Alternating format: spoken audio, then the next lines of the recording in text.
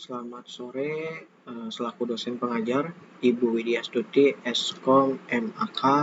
Selamat sore juga untuk teman-teman. Pada kali ini saya ingin mempresentasikan hasil presentasi saya mengenai manajemen piutang dan anuitas. Untuk yang pertama ada manajemen piutang. Untuk manajemen piutang ini sendiri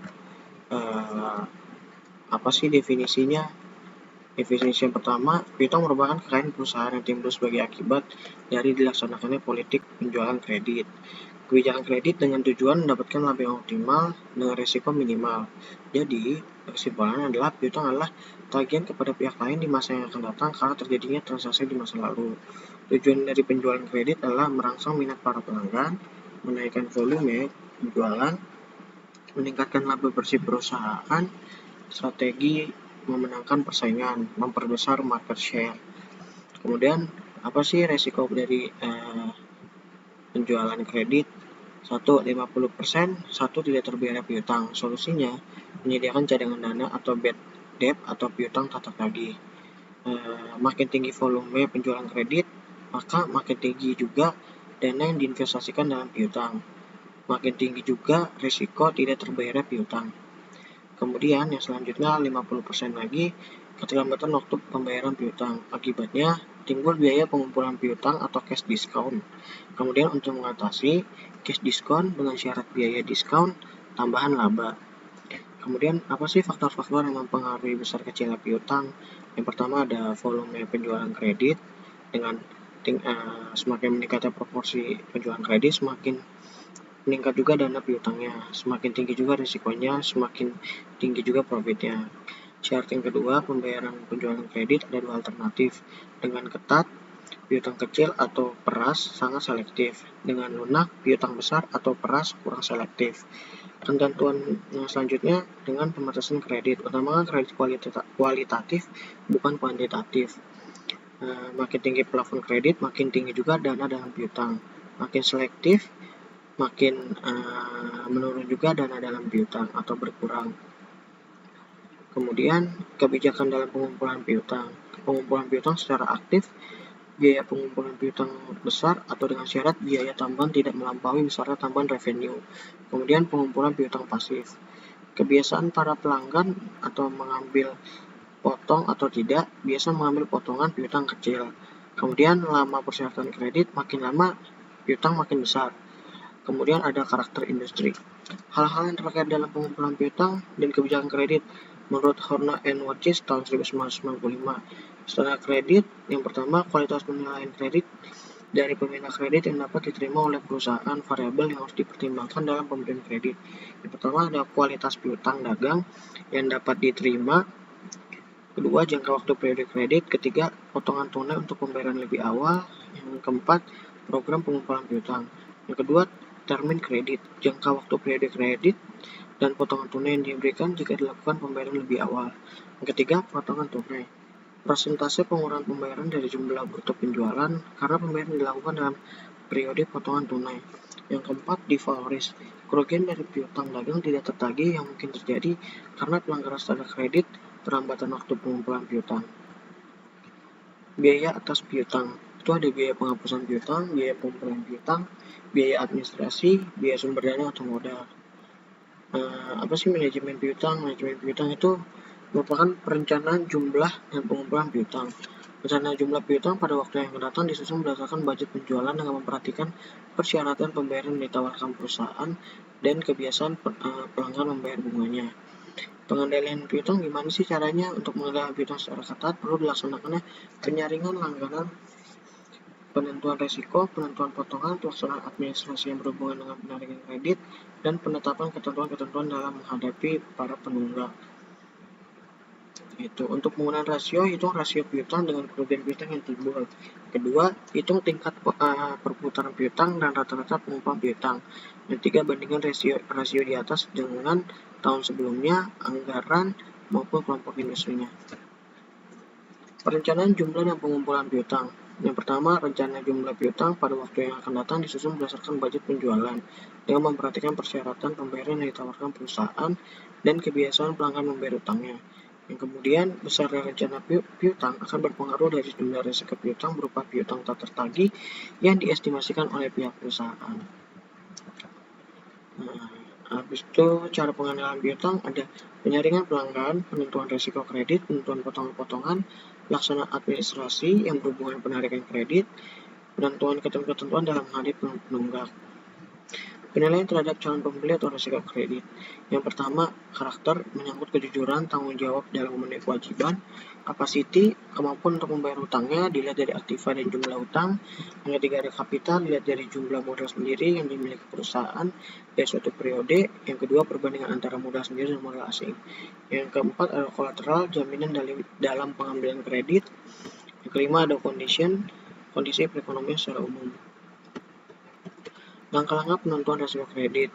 Penentuan batas tertinggi risiko kredit misal dalam 5 tahun terakhir terjadi kredit yang tidak tertagih 4%, 3%, 5%, 6%, dan 5%. Maka dapat ditentukan batas tertinggi sebesar 6% dari penjualan kredit. Yang kedua, mengadakan klasifikasi pelanggan. Yang ketiga, seleksi pelanggan tetap.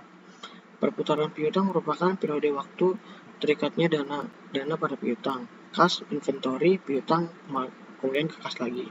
Periode perputaran piutang tergantung dari panjang pendeknya ketentuan waktu yang dipersyaratkan dalam syarat pembayaran kredit.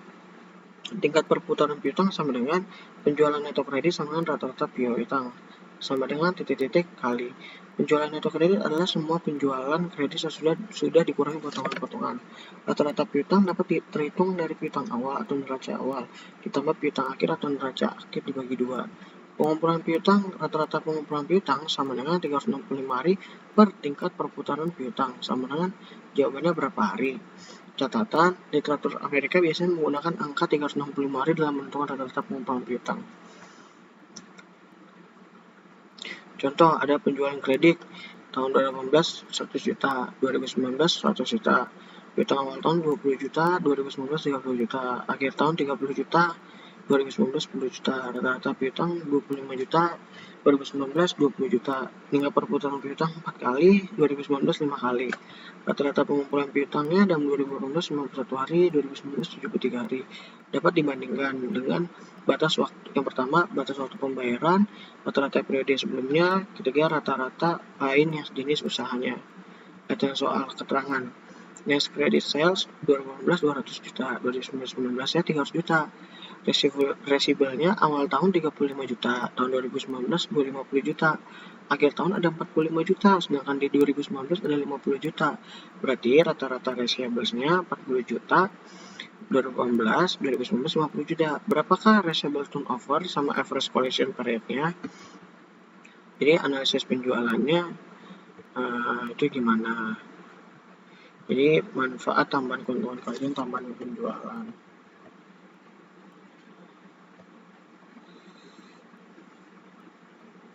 Kemudian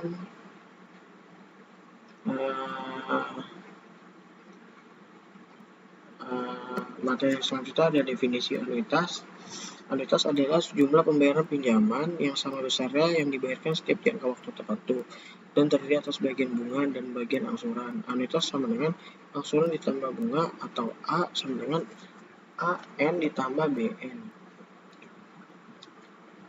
Terus untuk N bilangan asli karena besarnya anuitas selalu tetap, maka yang berubah adalah angsuran dan bunga.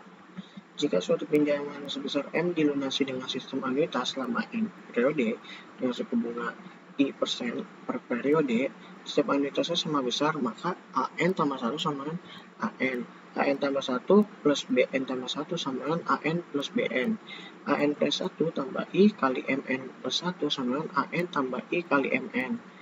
Jadi AN tambah 1 sama dengan AN tambah I kali dalam kurung MN kurang MN tambah 1. AN tambah 1 sama dengan AN tambah I kali AN. AN tambah 1 sama dengan AN dalam kurung 1 tambah I. Sehingga diperoleh A2 sama dengan A1 ditambah 1 tambah I tutup kurung. A3-nya sama dengan A2 kali 1 tambah A2 dalam kurung 1 tambah I sama dengan A1 dalam kurung 1 tambah I pangkat 2. A4, A3 dalam kurung 1 tambah I sama dengan A1 dalam kurung 1 tambah I pangkat 3 dan seterusnya. Sehingga dapat diperoleh rumus angsuran PN sebagai berikut. AN sama dengan A1 tambah 1 tambah I pangkat N kurang 1, atau AN sama dengan AK dalam kurung 1 tambah I tutup kurung N kurang K. Dan besarnya pinjaman sama dengan jumlah angsuran. M sama dengan A1 tambah A2 tambah A3 tambah 4 dan seterusnya. M sama dengan A1 tambah A1 tambah 1 tambah I tambah A1 tambah 1 tambah I pangkat 2 sama tambah lagi dan seterusnya.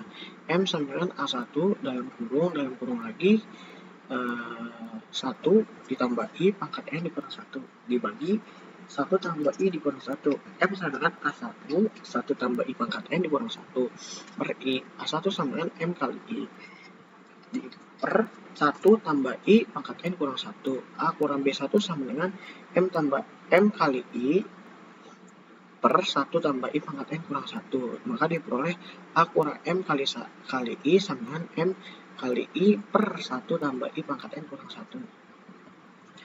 A tambah A sama dengan M titik 1 ditambah M titik I per 1 tambah I pangkat N kurang 1. Maka diperoleh M titik 1 per 1 kurang buka kurung 1 tambah I N kurang 1. Sehingga besarnya anuitas dari suatu pinjaman M dengan suku bunga I per N per periode selama N periode A sama dengan M kali I per 1 kurang dalam kurung 1 tambah I tutup kurung minus N, atau A sama dengan M kali 1 per sigma dalam kurung 1 tambah I per min M. Contoh, tentukan nilai anuitas dari suatu pinjaman sebesar 5 juta selama 2 tahun dengan suku bunga 2% per bulan.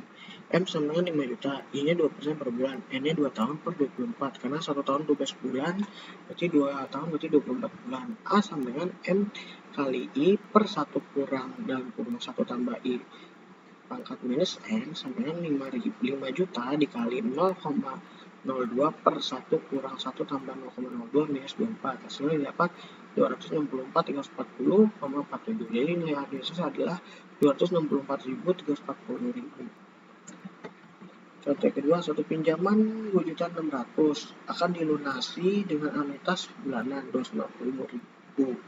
Jika suku bunga 4% per bulan, tentukan besarnya bunga pertama dan angsuran pertama, besarnya angsuran kelima, besarnya bunga ke-8.